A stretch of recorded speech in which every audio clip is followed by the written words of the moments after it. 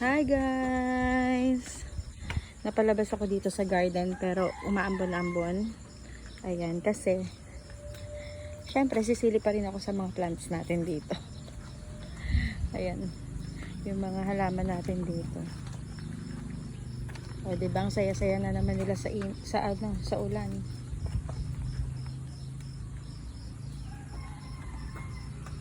Happy na naman sila. Tingnan nyo guys kung gaano kadilim dito sa amin. Grabe.